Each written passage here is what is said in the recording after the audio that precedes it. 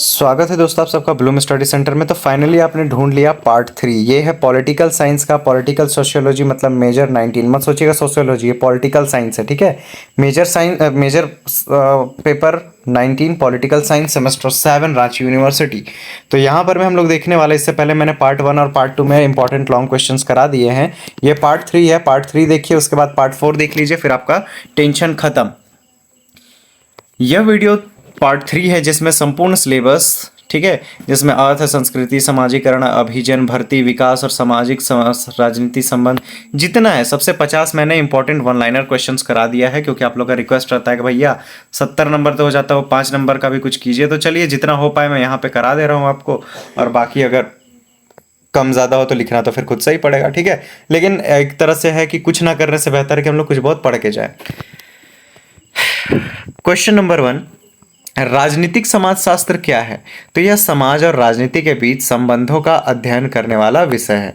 देखिए 1 2 3 इधर लेफ्ट में है, राइट में, फिर इधर खत्म होने के बाद ना, यहाँ जैसे खत्म हो रहा है आपका कितना में, कहाँ गया, 25 में, तो फिर स्टार्ट हो रहा है 26 से स्टार्टिंग से। तो बार बार ऐसे करने से अच्छा है मैं एक एक बार में ही दोनों कवर करते चलो। राजनीतिक समाजशास्त्र क्या है? तो समाज और राजनीति के बीच के संबंधों का अध्ययन है। राजनीतिक भर्ती की प्रक्रिया क्या है? तो राजनीतिक भर्ती की प्रक्रिया क्या है? इसमें पहचान, चयन और प्रशिक्षण शामिल होता है, कि पहचान करना, चुनाव करना और प्रशिक्षण देना। राजनीतिक समाजशास्त्र की प्रकृति क्या है? राजनीतिक समाजशास्त्र की प्रकृति क्या है? इसकी प्रकृति वैज्ञानिक, व्यापक और विश्लेषणात्मक है। राजनीतिक भर्ती स्रोत कौन कौन से हैं? परिवार, शिक्षा, राजनीतिक दल और सामाजिक संगठन इसके प्रमुख स्रोत हैं। आगे देखते हैं, यूनिट 3 में पूछा, सॉरी क्वेश्चन 3 बोला गया है, राजनीतिक समाजशास्त्र का क्षेत्र क्या है? तो इसका क्षेत्र राजनीतिक संस्कृति, राजनीतिक समाजीकरण और राजनीतिक अभिजन और राजनीतिक विकास तक विस्तृत है, ठीक है। और अगला क्वेश्चन देखें, तो राजनीतिक दल राजनीतिक भर्ती में कैसे योगदान देते हैं? कैसे योगदान देते हैं? वे नए नेताओं को राजनीति में आगे बढ़ाते हैं। राजनीति और समाज के बीच क्या संबंध है? समाज राजनीति को प्रभावित करता है और राजनीति समाज में परिवर्तन लाती है। उसी तरह से राजनीतिक भर्ती और राजनीतिक समाजीकरण में क्या संबंध है? तो राजनीतिक समाजीकरण लोगों को राजनीति से जोड़ता है और राजनीतिक भर्ती उन्हें राजनीतिक पदों तक पहुंचाती है। अगला क्वेश्चन है, राजनीतिक समाजशास्त्र का मुख्य उद्देश्य क्या है? क्या है? समाज और राजनीति के बीच संबंधों को समझना इसका मुख्य उद्देश्य है। राजनीतिक विकास क्या है? तो राजनीतिक व्यवस्था में होने वाले सकारात्मक परिवर्तनों को राजनीतिक विकास कहते हैं। राजनीति जो है, राजनीतिक संस्कृति क्या है? तो राजनीतिक जो है वो विचारों, मूल्यों और विश्वासों को राजनीतिक संस्कृति कहते हैं। राजनीतिक विकास की विशेषताएं क्या है?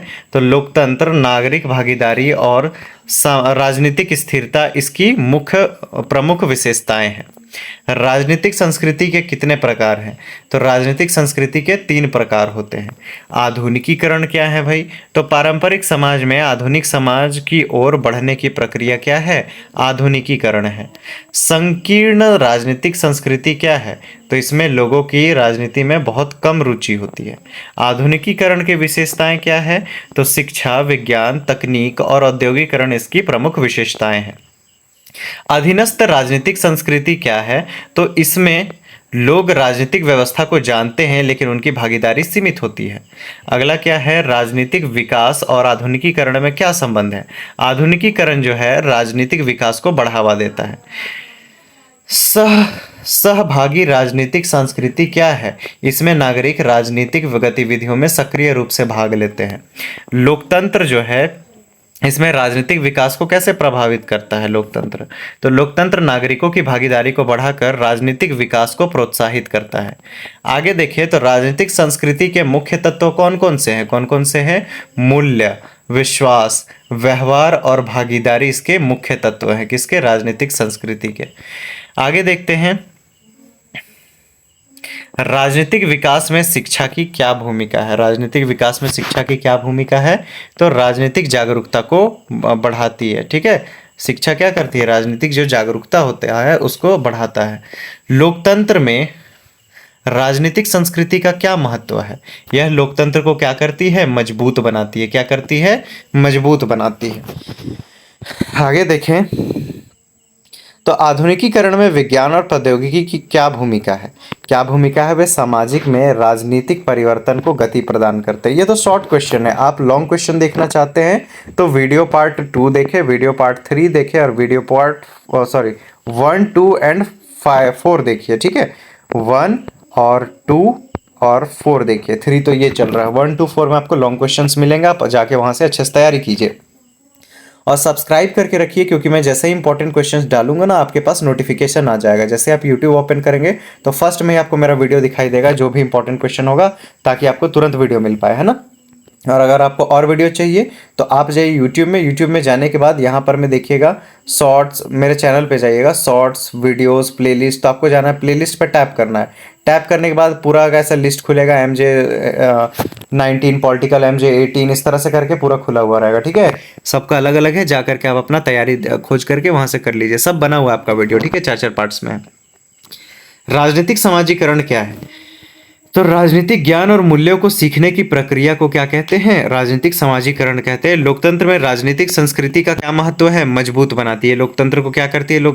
राजनीतिक संस्कृति मजबूत बनाती है। आधुनिकीकरण में विज्ञान और प्रौद्योगिकी की क्या भूमिका है? तो वे सामाजिक और राजनीतिक परिवर्तन को गति प्रदान करते हैं। अगला क्या है? भारत में समाज और राजनीति के बीच क्या संबंध है? क्या संबंध है? दोनों एक दूसरे को प्रभावित करते हैं। प्रश्न संख्या 14 है, राजनीतिक समाजीकरण के प्रमुख अभिकरण कौन कौन से हैं? परिवार, विद्यालय, मित्र, मीडिया, राजनीतिक दल और इसके ये सब क्या है? प्रमुख अभिकरण है। भारतीय समाज की प्रमुख विशेषता क्या है? विविधता, अनेकता में सांस्कृतिक समृद्धि इसकी प्रमुख विशेषताएं हैं। परिवार राजनीतिक समाजीकरण को कैसे प्रभावित करता है? परिवार व्यक्ति को प्रारंभिक राजनीतिक शिक्षा प्रदान करता है। उसके बाद क्या है? भारतीय राजनीति पर जाति का क्या प्रभाव पड़ता है? जाति चुनाव और राजनीतिक निर्णयों को प्रभावित करती है। विद्यालय की भूमिका क्या है? विद्यालय नागरिकता और राजनीतिक मूल्यों को की शिक्षा देता है। भारतीय राजनीति पर धर्म का क्या प्रभाव पड़ता है? धर्म राजनीतिक नीतियों और चुनावों को प्रभावित करता है। आगे है, राजनीतिक समाजीकरण में मीडिया की क्या भूमिका है? तो मीडिया लोगों तक राजनीतिक जानकारी पहुंचाता है। भारतीय राजनीति पर भाषा का क्या प्रभाव पड़ता है? तो भाषा राजनीतिक पहचान को प्रभावित करती है। राजनीतिक समाजीकरण का क्या महत्व है? क्या महत्व है तो समझेंगे, यह राजनीतिक जागरूकता को बढ़ाता है। भारतीय राजनीति पर क्षेत्रवाद का गहरा प्रभाव पड़ता है। ठीक है, क्या गहरा प्रभाव पड़ता है? तो क्षेत्रवाद क्षेत्रीय राजनीति को बढ़ावा देता है।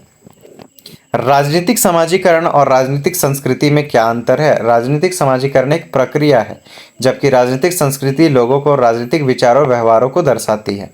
राज्य और समाज के बीच क्या संबंध है? क्या संबंध है? तो राज्य और समाज एक दूसरे पर निर्भर होते हैं। राजनीतिक अभिजन क्या है? तो राजनीतिक शक्ति रखने वाला प्रभावशाली लोगों को, जो लोग राजनीतिक शक्ति रखते हैं उसको क्या कहते हैं? राजनीतिक अभिजन कहते हैं। भारतीय लोकतंत्र की प्रमुख विशेषता क्या है? समानता, स्वतंत्रता और भागीदारी इसकी प्रमुख विशेषता है। अगला प्रश्न है, अभिजन सिद्धांत क्या है? यह सिद्धांत बताता है कि समाज में कुछ लोग राजनीतिक शक्ति पर नियंत्रण रखते हैं। सामाजिक परिवर्तन राजनीति को कैसे प्रभावित करता है? सामाजिक परिवर्तन राजनीतिक नीतियों में बदलाव लाता है। राजनीतिक अभिजन की विशेषताएं क्या है? नेतृत्व, प्रभाव और निर्णय लेने की क्षमता इसकी प्रमुख विशेषताएं हैं। भारतीय राजनीति में सामाजिक संरचना का क्या महत्व है? यह राजनीतिक प्रक्रियाओं को प्रभावित करती है। राजनीतिक व्यवस्था में अभिजनों की भूमिका क्या है?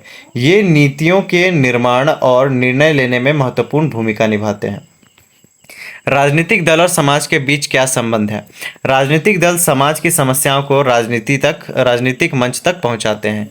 लोकतंत्र में राजनीतिक अभिजनों का क्या महत्व है? वे राजनीतिक नेतृत्व प्रदान करते हैं। सब्सक्राइब कीजिए, वीडियो तो खत्म हो रहा है बट आगे वीडियोस बनने वाले हैं तो सब्सक्राइब करके रखिए। राजनीतिक समाजशास्त्र में लोकतंत्र का क्या महत्व है? लोकतंत्र राजनीतिक समानता और नागरिक भागीदारी को बढ़ावा देता है। राजनीतिक भर्ती क्या है? तो राजनीतिक पदों के लिए लोगों के चयन की प्रक्रिया को राजनीतिक भर्ती कहते हैं। राजनीतिक समाजशास्त्र के अध्ययन की आवश्यकता क्यों है? समाज और राजनीति के संबंधों को समझने के लिए इसका अध्ययन आवश्यक होता है।